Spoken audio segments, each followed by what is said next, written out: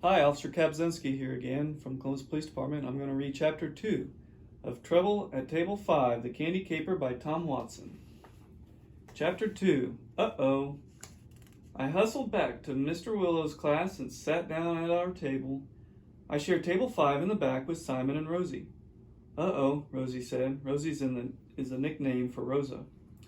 What? I asked. She didn't answer. Instead, she poked Simon with her elbow and nodded her head in my direction. Simon looked at me. Simon isn't a nickname for anything, just Simon. He said, uh-oh.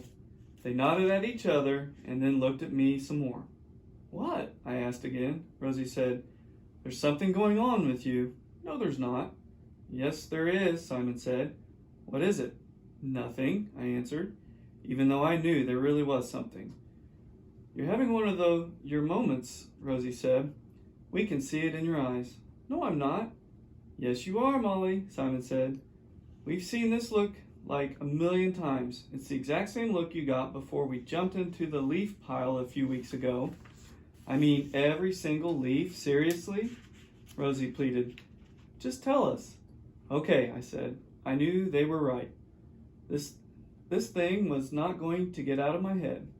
There's a mason jar on Principal Shelton's desk. It's the kind of jar my mom uses to make raspberry jam. She gives the jam out at Christmas. What's so special about the jar on Principal Shelton's desk? Asked Simon. I answered, it's full of Skittles. And? Rosie asked. I want to know how many Skittles are in that jar, I whispered. I had to be quiet because Mr. Willow doesn't like talking. I'd seen Simon get in trouble enough to know that.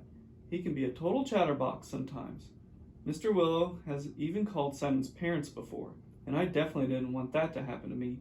I need to know how many Skittles are in that jar. We can't sneak into the principal's office, dump out a bunch of Skittles, count them, and then put them back without anyone noticing, Rosie said. We'll totally get caught.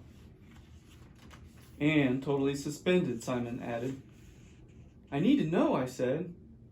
It's one thing to not jump into leaves until every single leaf in the yard is in the pile, Molly, Rosie said, shaking her head. And then if another leaf falls, we have to stop jumping, go get that leaf, and add it to the pile. But this is different. Simon agreed. Way different. All I said was, I need to know. This could mean like getting into serious trouble at school, Rosie said, still shaking her head. And at home, added Simon. I need to know. Rosie looked at Simon. Simon looked at Rosie. Then they both looked at me. We were good friends, best friends even. They knew me. They knew nothing would change my mind. We need to know, or you need to know, Simon said. I need to know. Okay, Rosie said. She twirled her hair around her left index finger. I knew this was a good sign. We're going to need a plan. But we couldn't come up with a Skittle snatching and counting strategy right then. That's because Mr. Willow was already walking towards us. Table 5, he said in a voice louder than usual. Quiet down. Everybody get your composition books out. Lunchtime, I whispered. Lunchtime, Rosie and Simon whispered back in unison. Well, I hope you enjoyed that and hope you're doing well. Maybe I'll see you soon.